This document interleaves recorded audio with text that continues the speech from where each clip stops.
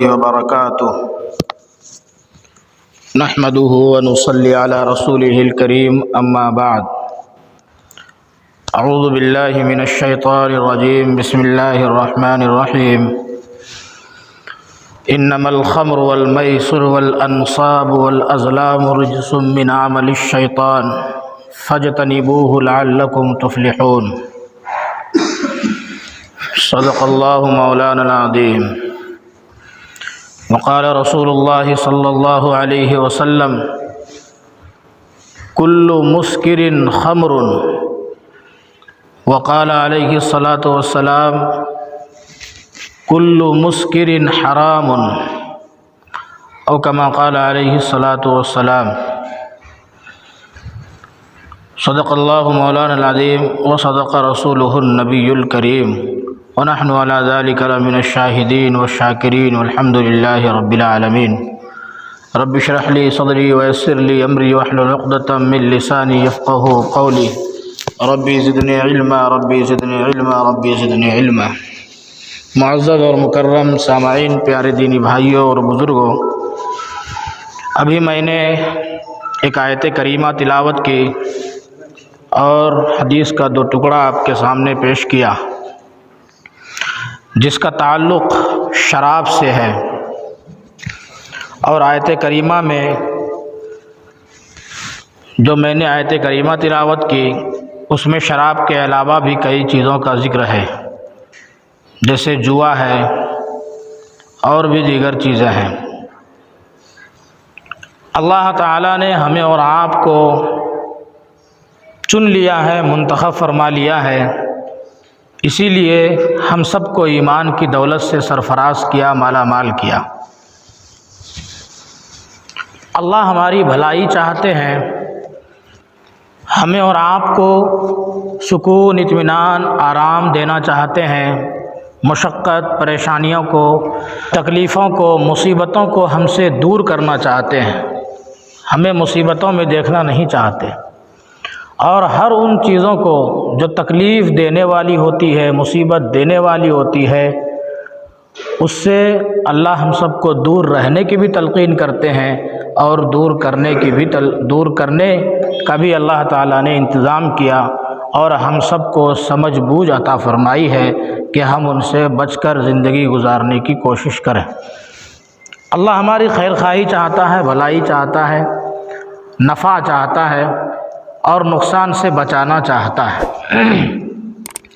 لیکن ہم اور آپ اگر خود ہی نقصان اٹھائیں، خود ہی نقصان مول لے لیں، خود ہی ذلت میں جائیں، خود ہی خسارے میں جائیں، خود ہی پریشانی اور مشقت کو اپنے اوپر لاد لیں، تو اس میں ہمارا نقصان ہے، اس میں ہماری غلطی ہے، ہماری کمی ہے۔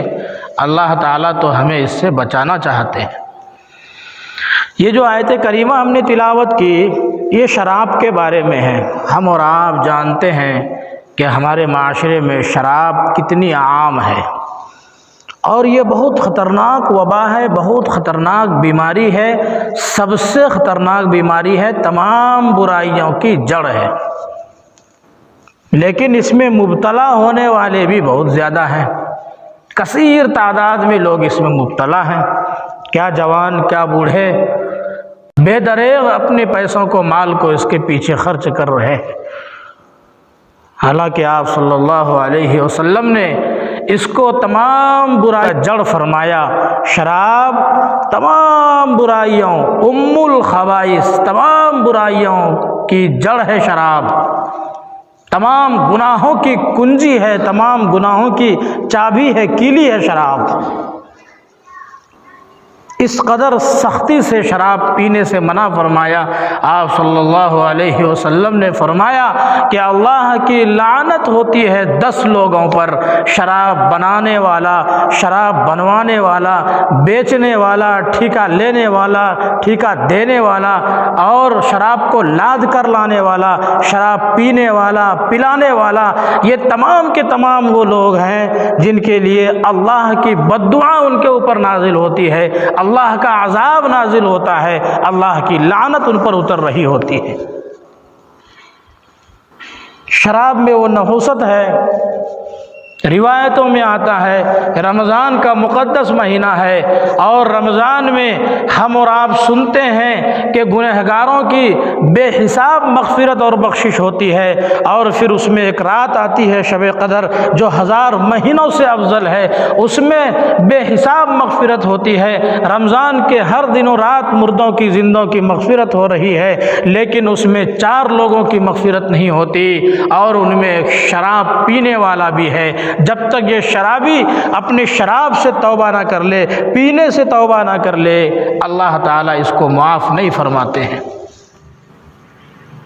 شب برات کی جو رات آتی ہے کتنی بڑی اور اہم رات ہوتی ہے، سوچ سکتے ہیں شب قدر میں، شب برات میں، رمضان میں شرابیوں کی مغفرت نہیں ہوتی۔ یہاں تک کہ عیدگاہ میں جب جاتے ہیں اور یہ شرابی اگر توبہ نہ کرے تو اللہ تعالیٰ اس شرابی کی مغفرت نہیں فرماتے۔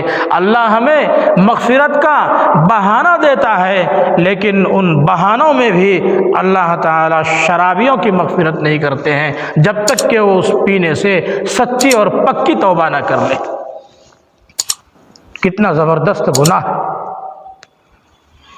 اللہ کی بد دعائیں، اللہ کے رسول کی بد دعائیں اس کے اوپر نازل ہو رہی ہیں۔ شراب تمام برائیوں کی جڑ، اور دنیاوی اعتبار سے آپ دیکھیں کہ شراب پینے والے کیسے کیسے کانڈ کر رہے ہیں، شراب نے کس طریقے سے جانوں کو ہلاک کر کے رکھ دیا ہے، شراب نے معاشرے میں کیسی تباہی مچا رکھی ہے، حالات اور واقعات سامنے ہیں۔ چاہے ایکسیڈنٹ کا معاملہ ہو، چاہے میاں بیوی میں لڑائی جھگڑا اور طلاق کا معاملہ ہو، چاہے سماج میں قتل و غارت گری کا معاملہ ہو، یا پھر انسانوں کے اپنے اندر بیماری کا معاملہ ہو، بڑی بڑی بیماریاں یہاں تک کہ کینسر، ہارٹ اٹیک اور بھی بڑی بڑی بیماریوں کی وجہ یہ شراب بنی ہوئی ہے، اور ہم اور آپ بڑی آسانی سے اس کو قبول کر لیتے ہیں۔ ہمارا نوجوان ان بیماریوں کی طرف، ان برائیوں کی طرف، ان خرابیوں کی طرف اور ان گناہوں کی طرف دھیان ہی نہیں دیتا، اور بے دریغ اور دھڑلے سے اس میں مبتلا ہوتے جا رہے ہیں۔ حالانکہ آپ کے لیے اللہ تعالیٰ نے اور آپ صلی اللہ علیہ وسلم نے کیا کچھ وعید کا ذکر فرمایا، کتنے عذاب کا ذکر فرمایا کہ ان شرابیوں کے لیے کس قدر عذاب ہے۔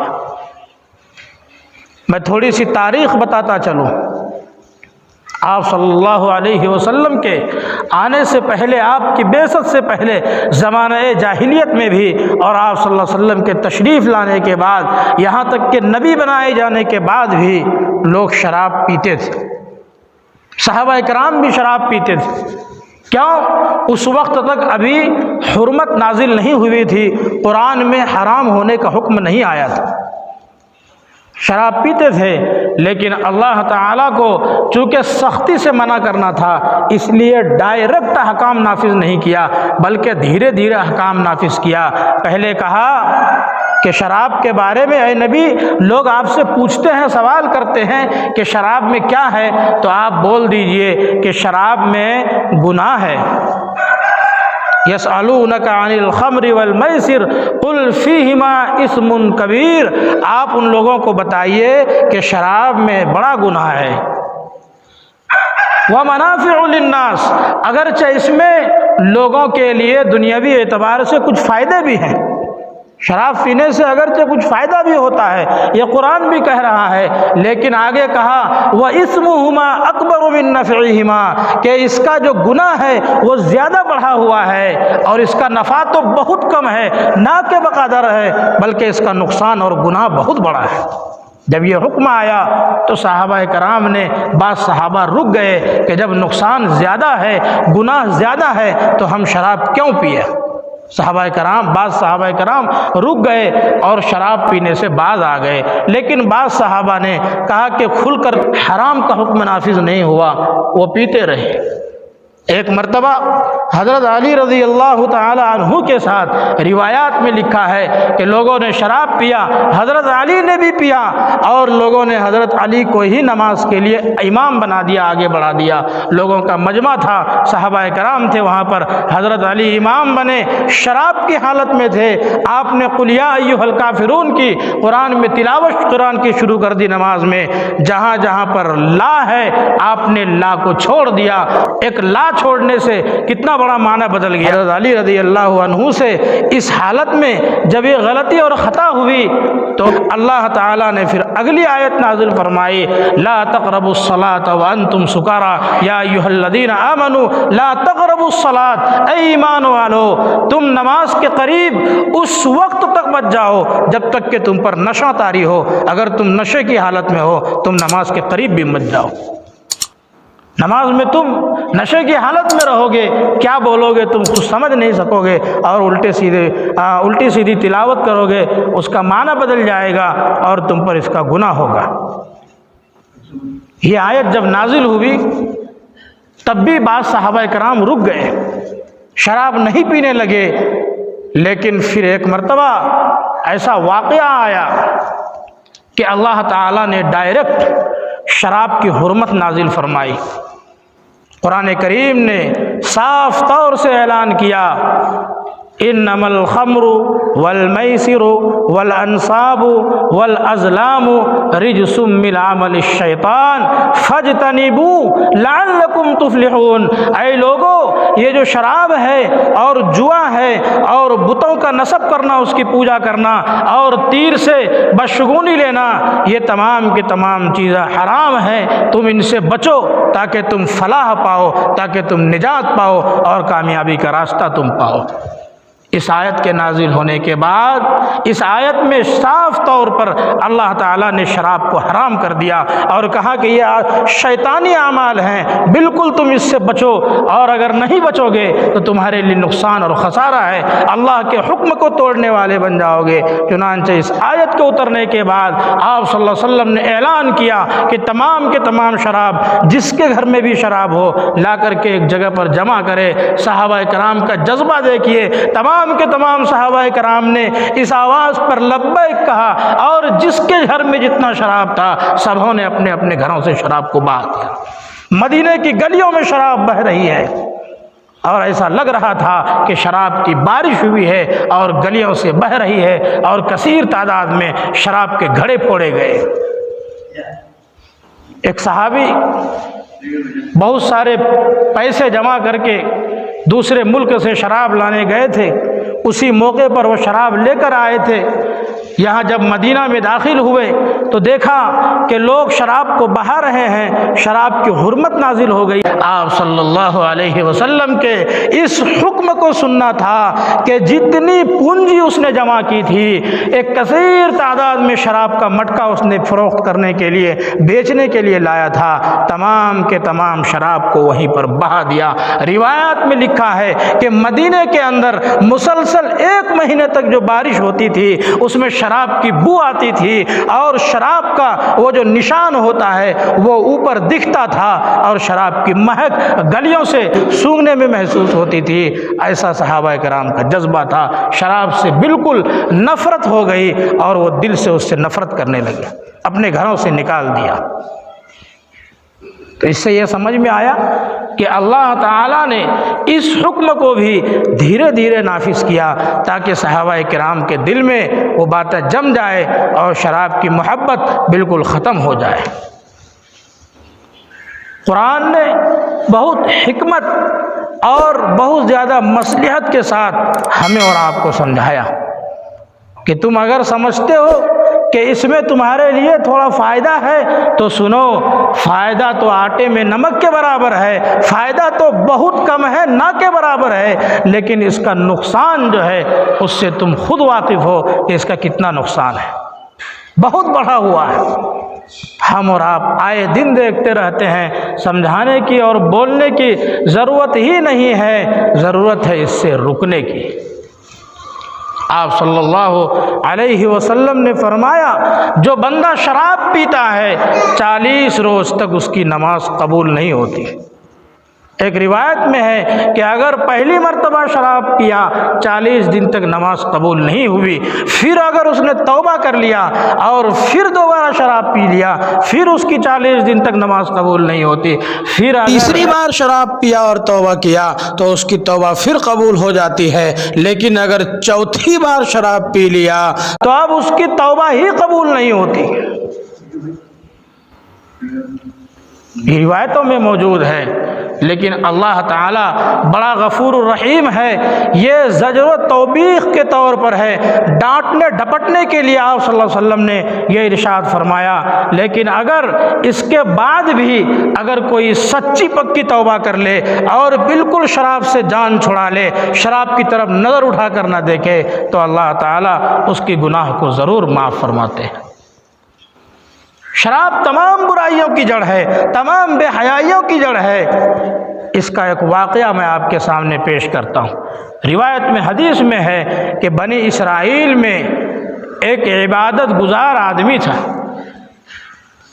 بعض روایتوں میں ہے کہ ایک شخص تھا جس کو بادشاہ نے بلایا تھا، اور بعض روایتوں میں ہے کہ ایک عبادت گزار آدمی تھا، لیکن کسی طرح بہلا پھسلا کر گواہی دینے کے نام پر ایک عورت نے اس کو بلوایا اور اندر لے جا کر روم میں بند کر دیا، کئی دروازوں کے اندر، اور اس کو وہاں مجبور کرنے لگی کہ تمہارے سامنے یہ شراب کا پیالہ ہے، یا تو اس کو پیو، اور یہ بچہ ہے یا تو اس کو مارو، یا پھر میرے ساتھ زناکاری کرو۔ تم ان 3 کاموں میں سے کس کام کو پسند کرو گے؟ کوئی ایک کام تو کرنا ہی ہوگا، اگر تم نے نہیں کیا تو تم کو یہیں قتل کر دیا جائے گا۔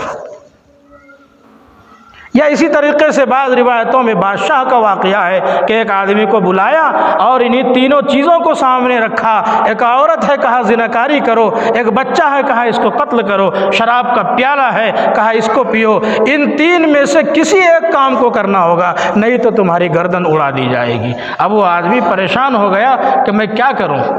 اس کو لگا کہ سب سے زیادہ آسان تو شراب کا پی جانا ہے۔ اگر زنا کرتا ہوں یہ بھی بہت بڑا گناہ ہے، قتل کرتا ہوں یہ تو اور بڑا گناہ ہے، اگر شراب پی لیتا ہوں تو یہ تھوڑا آسان لگ رہا ہے۔ چنانچہ اس نے شراب پی لیا۔ شراب کا پینا تھا، اس کے اوپر نشہ طاری ہوا، اور اس نے باقی کے وہ دونوں کام بھی کر لیے، یعنی اس عورت کے ساتھ زنا بھی کر لیا اور اس بچے کو قتل بھی کر لیا۔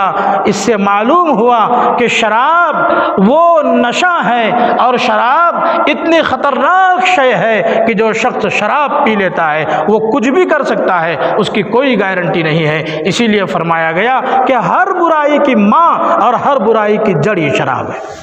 شراب پینے والا جب شراب پیتا ہے تو شراب اس کے عقل کو ڈھانپ دیتی ہے، اس کے عقل پر پردہ ڈال دیتی ہے۔ اسی لیے شراب کو خمر کہا گیا، انما الخمر، کہ یہ چیز ساتر ہے، چھپانے والی ہے، یعنی عقل کو چھپا دیتی ہے، عقل کو غائب کر دیتی ہے، اور پھر ایسے ایسے خرافات کرتے ہیں شراب پینے والے کہ دنیا حیران رہ جاتی ہے۔ ایک اچھا انسان جب شراب پی لے پھر دیکھیے اس کی حرکتیں کیسی ہوتی ہیں۔ اور آج کل تو ریسرچ ہے، سائنس اور دنیا کے بڑے بڑے طبیب اور ڈاکٹر کہہ رہے ہیں کہ شراب سے جتنی بیماریاں انسانوں کے جسم میں آتی ہیں اتنی بیماری کسی اور چیز سے دنیا میں پیدا نہیں ہوتی۔ شراب سے 60% سے زیادہ انسانوں کی موت ہو رہی ہے، شراب سے سب سے زیادہ ایکسیڈنٹ ہو رہے ہیں، شراب سے سب سے زیادہ لوگ اسپتال پہنچ رہے ہیں، شراب سے سب سے زیادہ معاشرے میں قتل و غارت گیری ہو رہی ہے، خون خرابہ ہو رہا ہے۔ یہ تو دنیاوی نقصانات ہے، اور آخرت میں اللہ تعالیٰ کل قیامت کے دن شرابی کو انسانوں کا پیپ پلائیں گے، انسانوں کا خون پلائیں گے، اور کھولتے ہوئے آگ میں پھینک دیں گے۔ اس وقت ہمارا اور آپ کا کیا حال ہوگا؟ اس لیے ہمارے اور آپ کے لیے ضروری ہے کہ اس سے سچی پکی توبہ کریں۔ اگر ہم توبہ کر لیں گے تو اللہ تعالیٰ معاف کرنے کے لیے ہر وقت تیار رہتے ہیں، بس ہماری توبے کا وہ انتظار کرتے ہیں۔ ایک شخص کا ایک غلام ہے، اس نے 4 درہم دیا اور کہا جاؤ ہمارے کچھ دوست آنے والے ہیں، شراب موجود ہے، جاؤ کھانے پینے کا کوئی سامان لے آؤ۔ وہ 4 درہم لے کر باہر گیا، دیکھا ایک بزرگ منصور بن عمار رحمۃ اللہ علیہ وہ بیٹھے ہوئے ہیں، مجلس لگی ہوئی ہے اور وہ اعلان کر رہے ہیں کہ کسی کو ضرورت ہے 4 درہم کوئی دے دے، میں اس کی ضرورت کو اس 4 درہم سے پوری کروں گا، لیکن اس 4 درہم کے بدلے میں میں اس کی طرف سے 4 دعائیں کروں گا اور انشاءاللہ وہ چاروں دعائیں قبول ہو جائیں گی۔ یہ جو غلام 4 درہم لے کے جا رہا تھا، اس نے جب یہ آواز سنی تو وہ 4 درہم لے جا کر اس کو دے دیا۔ کہا اے نوجوان بتا تو 4 دعا کیا کرانا چاہتا ہے؟ اس نے کہا کہ میرے لیے پہلی دعا یہ کر دیجئے کہ میں اس آقا کی غلامی سے آزاد ہو جاؤں۔ کہا ٹھیک ہے میں نے دعا کر دی۔ کہا دوسری دعا کیا ہے؟ کہا دوسری دعا یہ ہے کہ اس 4 درہم کے بدلے مجھے اس کا اجر مل جائے، اس کا بدلہ، اس کو اجرت مل جائے۔ کہا وہ بھی دعا کر دی۔ کہا تیسری دعا کیا ہے؟ تیسری دعا یہ ہے کہ میرا جو مالک ہے وہ شراب سے توبہ کر لے، سچی پکی توبہ کر لے اور صحیح ایمان والا بن جائے۔ کہا جاؤ وہ بھی دعا کر دی۔ چوتھی دعا کیا ہے؟ کہا چوتھی دعا یہ ہے کہ میں اور آپ اور جتنے لوگ محفل میں ہیں سب کی مغفرت ہو جائے، یہ بھی چوتھی دعا آپ کر دیجئے۔ یہ چوتھی دعا بھی اس نے کر دی۔ چنانچہ وہ غلام لوٹا، وہ 4 دینار بھی اس کے پاس نہیں تھے اور جو سامان لانے بھیجا تھا وہ سامان بھی اس کے پاس نہیں تھا۔ اب اس نے کہا کہ وہ پیسہ کہاں گیا، سامان کہاں گیا؟ کہا کہ میرے ساتھ اس طرح واقعہ پیش آیا اور وہ 4 دینار میں نے اس بزرگ کو دے دیا۔ لیکن اس بزرگ نے اس 4 دینار کے بدلے مجھے 4 دعائیں دی ہیں اور کہا ہے کہ انشاءاللہ وہ دعا ضرور قبول ہوگی۔ کہا وہ دعائیں کیا ہے؟ کہا پہلی دعا تو یہ ہے کہ مجھے اپنی غلامی سے آزاد کر دے۔ کہا جاؤ میں نے آزاد کر دیا۔ دوسری دعا کیا ہے؟ کہا اس 4 دینار کا مجھے بدلہ چاہیے۔ کہا جاؤ 4000 دینار تم کو دے دیا۔ تیسری دعا؟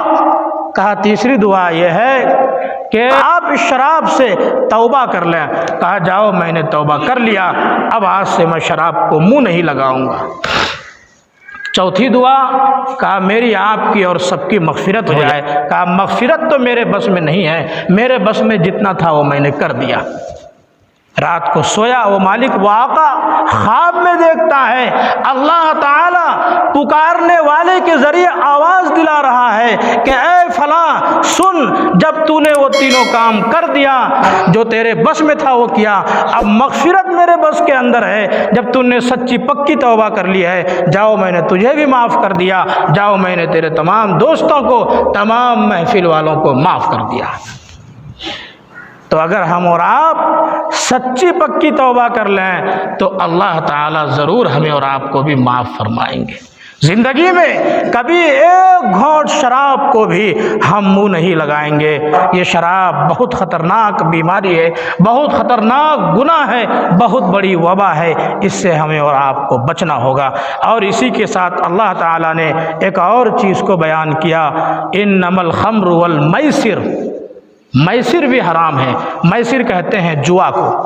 اب اتنا وقت تو نہیں ہے لیکن مختصراً ہم بتا دیں کہ جوا یہ بھی ایک ایسی وبا، ایک ایسی بیماری ہے کہ ہمارے معاشرے میں خصوصی طور پر، خاص طور پر نوجوانوں کے اندر عام ہوتا ہے۔ یہ جوا کیا ہے؟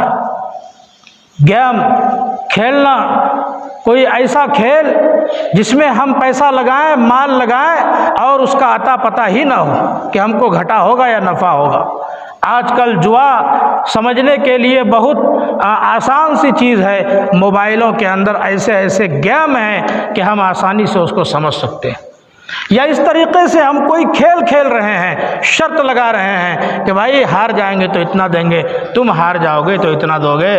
ہار جیت کوئی یقینی چیز نہیں ہے، کون ہار جائے کون جیت جائے معلوم نہیں۔ شریعت نے ہمیں اور آپ کو نقصان سے بچانے کی کوشش کی ہے، ہمیشہ ہمارے اور آپ کے لیے فائدہ سوچا ہے، اور ہم اور آپ اپنے آپ سے نقصان کر رہے ہیں۔ مال لگا رہے ہیں، مال ہاتھ آئے گا نہیں آئے گا، نقصان ہوگا یا نفع ہوگا، کچھ عطا پتہ نہیں ہے۔ مال مال ہم نے لگا دیا اور وہ مال ہمارا خسارے میں پڑ گیا، ہم گھاٹے میں پڑ گئے۔ بعض مرتبہ جوا کھیلنے والا لالچ کے اندر اپنے مال کو بھی لگاتا ہے، پھر مقروض قرض ہو جاتا ہے، قرض دار بن جاتا ہے، پھر سود پر پیسہ اٹھا لیتا ہے اور نہ جانے کیا کیا کر دیتا ہے، گھروں کو گروی تک رکھ دیتا ہے، بیوی بچوں کو گروی رکھ دیتا ہے، اپنی زندگی بھی تباہ کر لیتا ہے، اپنے گھر والوں کی زندگی بھی تباہ کر لیتا ہے، اور پورے معاشرے کے لیے وہ ایک زہر بن جاتا ہے۔ اس لیے اللہ تعالیٰ نے اور آپ صلی اللہ علیہ وسلم نے اس جوا سے بچنے کی سخت تاکید فرمائی ہے۔ اس کو بھی شراب کے ساتھ بیان کیا، جس طرح شراب حرام ہے اسی طرح جوا بھی حرام ہے۔ فرمایا جو شخص جوا کھیلتا ہے، جو شخص اس طرح کے کھیل کھیلتا ہے جس میں اس کو نقصان نفع کا عطا پتہ ہی نہ ہو، کبھی تو بغیر محنت کے بہت کچھ مل جاتا ہے اور کبھی لگا لگایا سب کچھ چلا جاتا ہے، ایسا کھیل کھیلنے والا گویا کہ سور کے خون میں ہاتھ ڈال رہا ہے۔ کتنا سخت جملہ ہے، خنزیر کے خون میں ہاتھ ڈال رہا ہے، خنزیر کے خون میں اس کا ہاتھ لت پت ہے جوا کھیلنا۔ اس لیے ہم اور آپ اس سے بھی بچنے کی کوشش کریں۔ خواہ مخواہ کے موبائل میں جو گیمز وغیرہ ہیں اس پر ذہنی بہت اثر پڑتا ہے، ذہن مبتلا رہتا ہے، نمازیں چھوٹ رہی ہیں، ماں باپ کی پرواہ نہیں، نوجوان ایسی خرابی میں مبتلا ہو گئے ہیں کہ اس کو دین دنیا کی خبر ہی نہیں ہے، جہاں بیٹھا ہوا ہے وہ ایسے بیکار کے کام میں، ایسے لہو و لعب میں مبتلا ہے کہ اپنی آخرت بھی برباد، اپنی دنیا بھی برباد، اپنے ماں باپ کی دنیا آخرت بھی برباد۔ اور جب وہ بال بچوں والا بن جاتا ہے اور اس کی عادت نہیں سدھرتی تو پھر اپنے بال بچوں کی بھی زندگی کو برباد کر رہا ہوتا ہے۔ اس لیے ہم کیوں ایسی عادت کے اندر مبتلا ہوں؟ ہم ابھی سے کوشش کریں کہ ان بیکار کے کاموں کی طرف ہم دھیان نہ دیں۔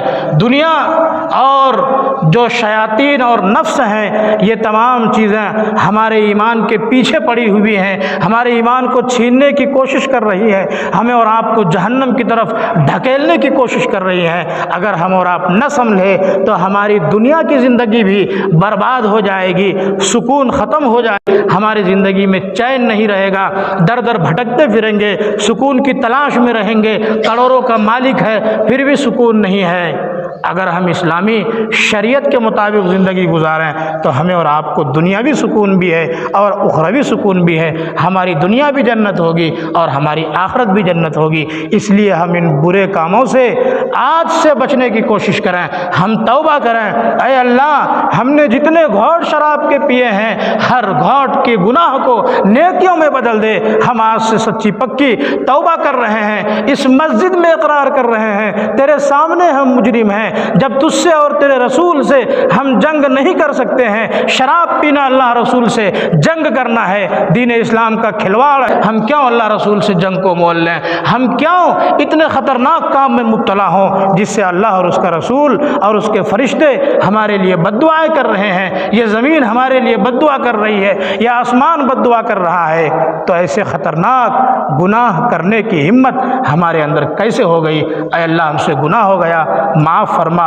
اللہ تعالیٰ ابھی ہم سب کو ایسا معاف کرے گا، جب ہم یہاں سے نکلیں گے تو لگے گا کہ آج ہی ہم ماں کے پیٹ سے پیدا ہوئے، لیکن شرط یہ ہے کہ ہم اللہ کے سامنے آنسو بہائیں۔ آج ہمارے نوجوان اس چیز کی طرف دھیان نہیں دے رہے ہیں، حالانکہ یہ کتنا خطرناک اور کتنی سنگین ہے۔ اللہ تعالی ہمیں اور آپ کو کہنے سننے سے زیادہ عمل کرنے کی توفیق عطا فرمائے۔ وآخر دعوانا ان الحمد للہ رب العالمین۔